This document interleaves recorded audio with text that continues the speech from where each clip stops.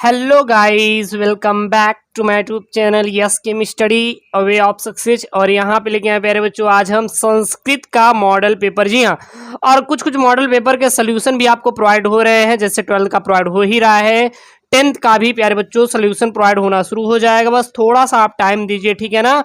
और ये संस्कृत का मॉडल पेपर है यूपी बोर्ड एग्जाम 2022 के लिए प्यारे बच्चों।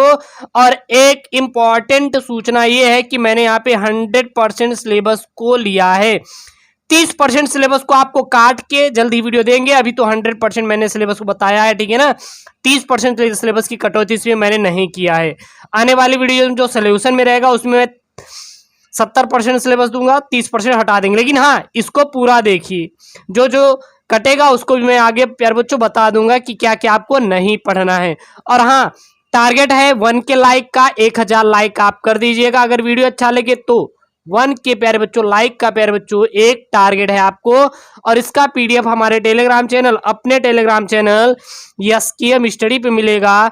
और टेलीग्राम का लिंक किधर मिलेगा, तो टेलीग्राम का लिंक डिस्क्रिप्शन बॉक्स के अंदर दिया है, जाके वहां से आप फटाक से डाउनलोड कर लीजिए। तो ये है संस्कृत का प्यारे बच्चों मॉडल पेपर क्लास 10th वालों के लिए, यूपी बोर्ड एग्जाम 2022 के लिए, ठीक है। आपको सबसे पहले देखेंगे टाइम, समय का कितना दिया जाए, तो समय 3 घंटे 15 मिनट का आपको प्यारे बच्चों समय दिया जाएगा। टोटल पूर्णांक की बात करें तो टोटल 70 नंबर का आपका पूर्णांक रहने वाला है। 30 नंबर तो आपको स्कूल से ही मिलेगा, मिलेगा कि नहीं मिलेगा, उतना टेंशन नहीं लेना है। 15 मिनट आपको पढ़ने के लिए दिया जाएगा। आराम से प्रश्न पत्र को पढ़िए, समझिए, उसके बाद आप उत्तर दीजिए। तो प्यारे बच्चों सबसे पहले आपका गद्यांश संस्कृत का आता है, और जो कि 7 अंक का प्यारे बच्चों गद्यांश पूछा जाता है। तो 7 अंक आपका प्यारे बच्चों गद्यांश। इस गद्यांश में करना क्या रहेगा, इस गद्यांश का आप संदर्भ सहित अनुवाद करेंगे। संदर्भ लिखेंगे, संदर्भ के साथ साथ प्रसंग भी आप लिख देंगे। याद रखना, संदर्भ के साथ साथ आपको प्रसंग भी लिखना है। आप प्रसंग मत छोड़िएगा। बहुत सारे बच्चे प्रसंग को छोड़ देते हैं, जिसके वजह से उनका अंक कट जाता है। तो संदर्भ लिखिएगा इस गद्यांश का, साथ ही साथ प्रसंग भी लिखिएगा। फिर उसके बाद आप इसका हिंदी में अनुवाद कीजिएगा, ठीक है ना। तो यह आपके लिए बहुत ही इंपॉर्टेंट है, इसको आप याद रखेंगे। तो यहाँ पे यार बच्चों ये आपका क्या है, गद्यांश है। और कहां से कहां तक है, लभंते तक है प्यारे बच्चों, ठीक है ना। तो ये आपका गद्यांश है, नोट करना चाहते तो नोट कर सकते हैं, नहीं तो इसका मैं सोल्यूशन दे दूंगा आने वाली वीडियोस के अंदर।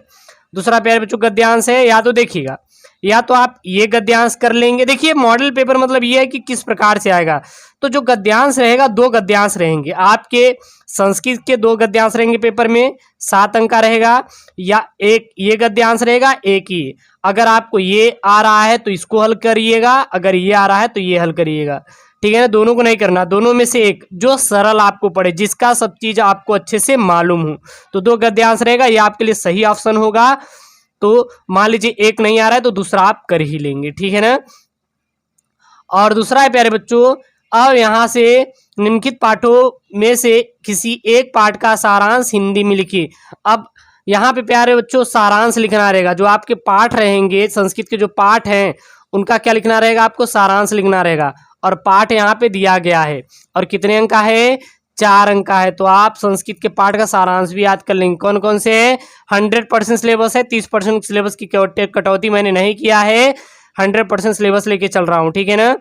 कवि कुल गुरु कालिदास का। दूसरा है कार्य वा साध येयम देहम वा पात येयम, ठीक है ना।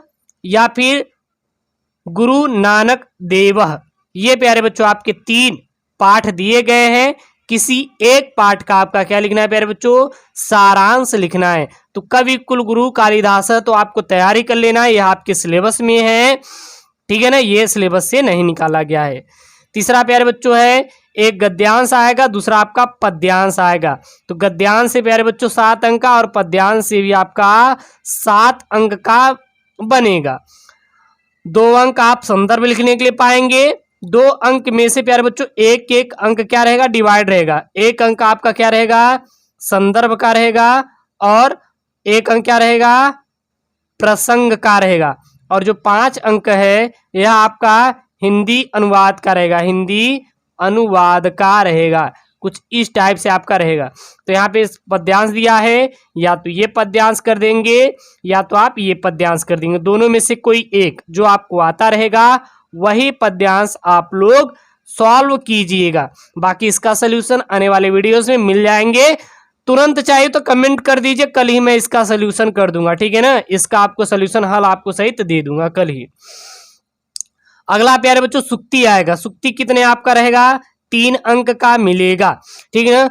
सुक्ति का ससंदर्भ हिंदी में व्याख्या कीजिए। तो संदर्भ आप लिखेंगे 1 अंक, हिंदी व्याख्या लिखेंगे 2 अंक।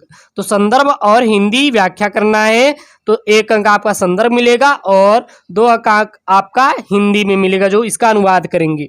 और बहुत सारे बच्चे इसको नहीं कर पाते जिसकी वजह से ये 3 अंक न मिलके 1 या फिर 2 अंक पाते हैं। तो आपको पूरा का पूरा 3 अंक लेना है, 1 या 2 अंक बिल्कुल भी लेने की जरूरत नहीं है। तो यहाँ पे 3 सुक्तियां दी गई हैं किसी एक सुक्ति का। पहला सुक्ति है पृथिव्या त्रीणि रत्नानि जलमग्नम सुभाषितम सर्वे छद्यांता निचया, ठीक ना, और पतनांता समुद्रच्छया, ठीक है ना। और यहाँ पे एक तीसरा वाला है समत्व योग उच्यते, ठीक है ना। तो यहाँ पे कितने हैं प्यारे बच्चों, यहाँ पे 3 ठो दिए गए हैं, 3 सुक्ति दिए गए हैं। तो आपको तीनों में से कोई एक करना है। अगला है प्यारे बच्चों पांचवा, यहाँ पे पांचवा है निम्नलिखित में से एक श्लोक का अर्थ संस्कृत में लिखिए। यानी कि यहाँ पे श्लोक लिखना है, यानी कोई श्लोक लिखना है और वो भी इसका अर्थ किस में लिखना है, संस्कृत में लिखना है, संस्कृत में लिखिए। तो 3 श्लोक दिए गए हैं, पहला श्लोक है और दूसरा श्लोक है। और ये प्यारे बच्चों 5 अंक आपको मिलेगा। तो श्लोक से प्यारे बच्चों 5 अंक मिलेगा। तो श्लोक का अर्थ आपको संस्कृत में तैयार कर लेना है। तो दोनों में से कोई एक लिखना रहेगा, सभी नहीं। अगला प्यारे बच्चों छठवां, निम्नलिखित में से किसी एक पात्र का चरित्र चित्रण हिंदी में करिए। यानी कि या तो आप इसका पात्र का आपको चरित्र चित्रण हिंदी में करना है, 4 अंक का मिलेगा, या तो प्यारे बच्चों आप इसका आप हिंदी में चरित्र चित्रण करेंगे 4 अंक मिलेगा, या तो आपको इसका कर देना। मतलब कि आपका 3 दिया, या तो आप वयम भारतीय के आधार पर दीपक का प्यारे बच्चों करेंगे, या तो आप ख का करेंगे या फिर क का करेंगे, ठीक है ना। तो आपको कितने अंक मिलेंगे, तो कुल आपको 4-4 अंक प्यारे बच्चों आपके बोर्ड में मिलने वाले हैं। 7वां है प्यारे बच्चों निम्नलिखित में से किन्हीं 2 प्रश्नों के उत्तर संस्कृत में लिखिए। यानी 2 प्रश्नों का उत्तर किस में लिखना है, आपको संस्कृत में लिखना है, जो कि 4 अंक मिलेगा, क्योंकि प्रत्येक प्रश्न आपको 2-2 अंक देगा। पहला है महामतनः की नाम आसित, ठीक है। दूसरा है, तीसरा है, और इसमें से 2 को करना है, केवल 2 को करना है, ठीक है ना। और भोजस्य मंत्री कह आसित, तो ये प्यारे बच्चों कर देंगे तो आपको 2 अंक मिल ही जाएगा। अगला है प्यारे बच्चों सही विकल्प चुनकर रिक्त स्थान की पूर्ति कीजिए। यानी कि ये प्यारे बच्चों आपका एक रिक्त स्थान दिया गया, यहाँ पे कौन आएगा, ये आएगा, ये आएगा, ये आएगा, ये आएगा, यानी कि सही रिक्ति करना है, 1 अंक मिलेगा। अगला प्यारे बच्चों है यहाँ पे सही विकल्प चुनकर उत्तर पुस्तिका में लिखेंगे, 1 अंक मिलेगा। या फिर आप इसका कर देंगे, एच प्रत्याहार के वर्ण है अ ई उ ए ओ ए ओ ए औ, ये चारों में से कोई एक ऑप्शन सही है, इसको अपने उत्तर पुस्तिका में लिखना है। अगला है प्यारे बच्चों निम्नलिखित वर्णों में से किसी एक वर्ण का उच्चारण स्थान लिखिए। च का उच्चारण स्थान लिखेंगे, या फिर आप फ का, या फिर ट का, या फिर द का, आधा द का, ठीक है ना। 9वां है प्यारे बच्चों यहाँ पे निम्नलिखित में से एक संधि विच्छेद कीजिए तथा संधि का नाम। अब संधि पहचानने की ट्रिक भी मैंने आपको बताई है, वीडियोज अपलोड कर दिया है कि संधि को कैसे पहचानेंगे, ठीक है ना। यहाँ पे 1 2 3 तीनों में से प्यारे बच्चों एक का आपको करना है। अगला है निम्नलिखित विकल्पों में से सही विकल्प चुनकर लिखिए। CO वंद में संधि कौन सी है, 4 ऑप्शन है, आपको सही आपको ऑप्शन देना है, ठीक है ना।